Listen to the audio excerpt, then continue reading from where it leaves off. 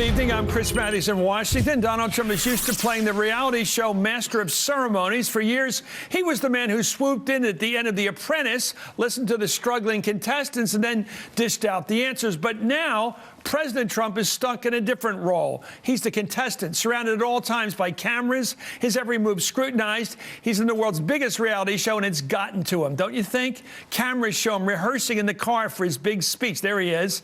Microphones catch him schmoozing on the floor of the House of Representatives. Cameras even apparently show him meeting with his top advisors through a window in the Oval Office during what appears to be an explosive conversation. The president's reported to be angry there. This reality show isn't carefully choreographed like the last one where he was the producer. He's showing signs now of recklessness. Saturday morning, in a series of early morning tweets beginning just after 6:30 a.m., the president accused his predecessor, Barack Obama, of tapping his phones at Trump Tower. He said, "This is McCarthyism. It's a new low. This is Nixon Watergate." He called President Obama a bad or sick guy. Well, the source of his wiretapping claim appears to be a conservative radio host, Mark Levin. Let's watch. We have a prior administration, Barack Obama and his surrogates, who were supporting Hillary Clinton and their party, the Democrat Party, who were using the instrumentalities of the federal government, intelligence activities, to surveil members of the Trump campaign. Well, that's a voice to be believed. Anyway, a spokesman for former President Obama issued a crisp and total denial. Quote, neither President Obama nor any White House official ever ordered surveillance on any U.S. citizen. Any suggestion otherwise is false. It was also denied by President Obama's Director of National Security, James Clapper. If the FBI, for instance, had a FISA court order of some sort for a surveillance, would that be information you would know or not know? Yes. You would be told this. I would know that. If there was a FISA court order Yes. on something like this. Something like this, absolutely. And at this point, you can't confirm or deny whether that exists? I can deny it. There is no FISA court order? Not to my knowledge. Of anything at Trump Tower? No. Well, the FBI director is also said to be pushing back. The New York Times was first to report, quote, James Comey asked the Justice Department this weekend to publicly reject President Trump's assertion that President Barack Obama ordered the tapping of Mr. Trump's phones. Senior American officials said on Sunday, Mr. Comey has argued, by the way, that the highly charged claim is false and must be corrected, they said. Well, NBC later confirmed that reporting. Well, today, President Trump continued to push his wiretap narrative. Press Secretary Sean Spicer reiterated to reporters the president wants Congress to investigate. But he said he doesn't think the president has picked up the phone and asked his own FBI director whether or not it is true. Has the president spoken with the FBI director about the allegations he made Saturday morning, and does he have confidence in his FBI? To the best of my knowledge, I'm almost 100% certain that he has not. And the confidence question, does he have confidence in his director? There's nothing that I have been told by him that would lead me to believe that anything is different than when it was prior. What a ridiculous job he has. Anyway, I'm joined right now by NBC's Hallie Jackson at the White House. That was your voice there, Hallie. And that is the pertinent question. He doesn't need an investigation. He can call on his FBI director and ask him, did you do any surveillance? Did you do any wiretapping on the subject of him, the candidate then for president? And he didn't want to do it because he knows this is all nonsense. Your thoughts? Well, Your reporting. I can tell you, Chris, what Press Secretary Sean Spicer said in that off-camera gaggle, and it was alluding to this idea and explicitly talking about the idea of potential interference, the Trump administration not wanting to be seen as interfering with any kind of DOJ or FBI activities, if you will. There was a question that was raised, along with several others, that really dominated the discussion today about these allegations that, as you note, are not proven, not substantiated, and that the White House is not backing away from, and neither is the president, Chris. Of course, nobody had a chance to ask the president any questions about it today. What bothers me about this, they don't even make a nod to, Howie, not even nod to the need for evidence. They just make an assertion like this, which is ludicrous on its face. Barack Obama went out and hired a bunch of plumbers, illegally committed felony after felony on the side, or the FBI did it without a FISA. There's no option here how it could have been the case, and yet we have to cover it like it is objective conversation going on here, like it could possibly be true. So I would say this, Chris. I think what you heard when you talk about the White House response to this, right? Because the president is tweeting this, as you noted, the White House is not saying at all what the source is, even though when you look at the timeline, you talked about Mark Levin, you talked about Breitbart, you talked about Rush Limbaugh. I've been bringing it up a little bit Friday afternoon as well, sure. the president's tweet coming out Saturday. The deal is this. The White House initially said Sunday, we're not talking about this anymore. We're going to let Congress investigate. We want to push a because congressional Spicer doesn't want to investigation. lie. Because Sean Spicer has enough professionalism in him. He will not tweet or repeat the president's words. He will not say that he believes that Barack Obama wiretapped Trump. He doesn't believe it, Sean Spicer, and he won't say so. I've listened to his words today. It's all this clever retreat. We want an investigation, blah, blah, blah. But nobody over there will actually say they believe Trump. Will they? Again, the question is, this investigation, Chris, when you talk about, what Spicer is referring to, Sean Spicer, Sarah Huckabee Sanders, who is out doing the rounds on the morning shows this morning as well, they continue to refer to the congressional investigation. As you make the point, of course, the FBI is the agency that would oversee any kind of such surveillance if it were to ever happen. And again, there is no evidence of that. And the FBI is obviously under the purview of President Trump himself. I don't think the Republican Party or even the flacks around the president are going to repeat what he's been saying. It's so ludicrous and Mickey Mouse. Thank you. Hallie Jackson, you asked the right question today, and you didn't get the right answer. Joining me right now, Senator Sheldon Whitehouse, a Democrat of Rhode Island and a member of the Judiciary Committee. Senator, I've been around a long time, and I don't think either party's got it figured out for saving this country from the trouble we're in. But this Mickey Mouse behavior by the president this weekend is below discussion. There is no investigation. There is nothing to investigate. There was no wiretapping. There is no real serious charge here. He releases these rabbits, and people in the interest of so-called objective journalism go chasing after them because we have to pretend we think there might be some reality to it. How do you cover this? Just tell me, Senator, how do you treat a president who get up in the morning at 6 o'clock in the morning because he's had a bad day with the press and starts releasing the claim that his predecessor is sick, catch this, and he's Nixon, and he organized some plumber's operation based on no evidence? None. Just said it. Well, I guess first you remind him that there is a warrant application that's required before you can have a wiretap, and that the FBI does those, and that the FBI is not under the jurisdiction of the intelligence committees. It's under the jurisdiction of the Judiciary Committee, and that they actually report to him through the Attorney General. So he could easily say, I direct my Attorney General, my Department of Justice, to make a public report about whether any of this happened. And of course, it would come back negative. And it raises the larger question that this guy's not just a candidate any longer. He's now the president of the United States. And when he traffics in climate denial, when he traffics in alternate facts, when he traffics in fake news, it sends a horrible message around to the rest of the world, particularly our friends in Europe who are seeing fake news and alternative facts as the strategy of Vladimir Putin. This rings a really bad bell over there.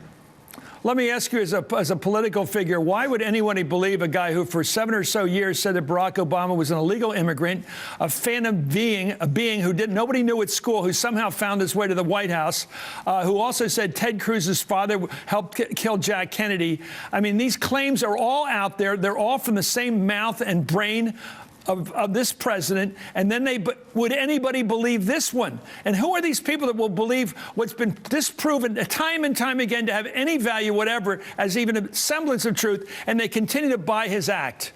That's what. And when will Republicans start standing up to the guy and saying, you know what, by any objective standard, this behavior is out of line, verging on unhinged, and it is not becoming for a president of the United States? People count on the President of the United States to tell them the truth. And when you stop doing that, and when you start politicizing the truth the way he is, the ramifications of that run very, very deep. Well, both Michael Hayden, the former CIA director, of course, Michael McFaul, the former U.S. ambassador to Russia, warned, as you said, the president's tweets could undermine his credibility as commander-in-chief. Let's watch them. He's trying to distract attention from what was a very, very bad news cycle. And let me go very, very dark on you, Mika, all right? The President of the United States put his own reputation, the reputation of his predecessor, and the reputation of his nation at risk to get at least a draw out of the next 24-hour news. He also called my former boss bad and sick. So when you do that, you lose credibility. You lose credibility with your allies, and you lose credibility with the American people. What has to happen, Senator? You're a level-headed guy. I mean, I don't know. You're not like one of these people that tweets at 6 o'clock in the morning. I think the behavior itself is a question. What do you think of the president's stability? Well, I think we do have to run this down. 6 o'clock in the morning, tweeting. No, his stability. What do you think of a guy who gets up at 6 o'clock in the morning and tweets that his predecessor was a felon, that his predecessor is sick at 6 in the morning? It doesn't send the message of stability that our allies are counting on. And when he traffics in the exact same type of techniques that are used by Vladimir Putin to try to undermine democracy across Europe, and he makes an American echo of Putin's technique, that's even more alarming to our allies. So if you want the President of the United States to be the leader of the free world, you've got to stop him from engaging in this kind of behavior. If he's just going to be like a character on, you know, a reality show of the modern White House, that's one thing. But people all around the world and people across this country count on a responsible president, and we're not seeing that right now. Is he responsible? To me, absolutely not. That was a completely irresponsible thing to say. It was irresponsible in every conceivable dimension. It was irresponsible in being an attack on the predecessor. President Obama is more popular than he is right now, so that is going to backfire. It was irresponsible factually. It was irresponsible in not knowing what the Committee of Jurisdiction was. It was irresponsible in not knowing how wiretaps work. And it was irresponsible in suggesting that this kind of thing happens in our country. It was irresponsible in every conceivable dimension. Thank you so much, Senator Sheldon Whitehouse of Rhode Island. President Trump's surrogates this morning defended his accusations. That's what they're paid for. Let's watch. Does President Trump accept the FBI director's denial? You know, I don't think he does, George. I think he firmly believes that this is a storyline that has been reported pretty widely by quite a few outlets. So can you just let us know, is that the source of this information, strictly from media reports and not from any other source? Look, the president firmly believes that the Obama administration may have tapped into the phones at Trump Tower. And is that based on media reports? This is something that we should look into. We'd like to know for sure. It sounds like, based on the tweets over the weekend, that the president does know that this happened to him. At least that's what he's claiming. How does he know that his phone was actually tapped? Let me answer that globally. He's the president of the United States. He has information and intelligence that the rest of us do not. And that's the way it should be for presidents. It's so interesting to listen to them. They don't actually say they agree with him or think like him. Anyway, for more, I'm joined by USA Today's Washington Bureau Chief Susan Page and New York Times reporter Michael Schmidt. He broke the news yesterday that James Comey wanted the Justice Department to reject the president's assertion. Why don't we get to that first of all? The FBI director, where is he on this tweet? Well, there's two things I think that really bothered Comey here. One was that Trump invoked Nixon, which is basically saying that the FBI had done something illegal here, that this was like Watergate in the sense that the law had been broken. He says, look, Comey was saying, I think, to his deputies, you're coming at our reputation, and we need to push back on this, and this is not right. The second thing is that I think for the FBI, this ratchets up the temperature on the investigation, because if you're the average person and you know that there was a wiretap on Trump in October, then you think that there's a lot of evidence out there. That would mean they would have cleared a high bar at that point to have done that. So if you're the average person, well, we should probably be seeing an indictment sometime soon if they were doing that. Well, that's the New York Times reader, by the way. You're right. But that's a highly sophisticated response to the charge, because you'd say there must have been a judge that thought that Trump was engaged with the Russians or they wouldn't have gotten the approval. My reading on it is it's just a wild, ridiculous charge that was baseless. But here's the extraordinary Trump has thing. No evidence of a wiretapping. This is an effort to get away from a bad news cycle. Right. And what he's created is a huge crisis for his presidency, because either he is going to call up the FBI and the FBI will tell him there wasn't one and he'll accept that, or he won't. And if he doesn't accept it, if he continues to repeat these accusations, how can he continue to employ Comey as his FBI director if he refuses to accept his denials of this? So it seems to me this is an effort to cover up whatever problem he thought he had with Jeff Sessions recusing himself or whatever made him so upset over the weekend, and replaced it with a much more serious situation. Well, doesn't he have to make a phone call and say, Mr. Comey, come over to see me? I want to find out what you know. Well, instead it's the FBI director reports to the president, at least through the Justice Department. They're in the executive branch. This is Mr. Trump's branch. He can call them up and have an answer to this and put this to rest immediately. immediately. Instead, he's asked Devin Nunes on Capitol Hill to look into it and has refused. Well, that's a reliable way to do it. Nunes is a partisan. Nunes is a partisan. And Nunes says, yes, I'll investigate it. He plays good soldier. You know, the other thing that happens when you start an investigation, it is not under your control. And that's one lesson of everything from Watergate to the Iran-Contra affair to other things. Things go in new directions. So you start an investigation about this, but with the Senate Intelligence Committee, you don't know what they're going to find on other related areas or where it's going to go. The fudge that goes on here, I'll be using nice American words like fudge, goes on here, is the notion that Mark Levin is a news outlet, or that Rush Limbaugh is a news outlet. And that's their way of disgracing the legitimate media by saying that those are just other news outlets. It's not the New York Times. It's not the Washington Post. It's not the Wall Street Journal. It's not the LA Times. It's not a major news network. It's Mark Levin, a guy who, I know what talk radio guys do, on left and right, mostly on right. They rile people up with outrageous charges, and nobody keeps count of them. Alex Jones, nobody keeps count. I mean, but here's the President of the United States getting his information from these people.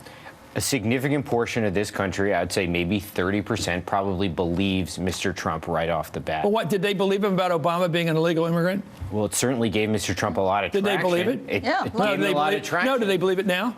Do they believe it now? I bet you a significant portion still do. Do they believe that Ted Cruz's father killed Kennedy? I think I mean, how many of these charges can you know aren't true before you say, I don't believe this guy? I think there's probably a third of the American electorate that when President Trump says these things believes they're true. Yeah, but when he says I didn't mean it, what do they say? Well, that's the question. How do they discount something he says for years and then says, oh, never mind, I didn't believe it? But how do these surrogates continue to go out there? Well, I think the surrogates are very careful. Listen to them.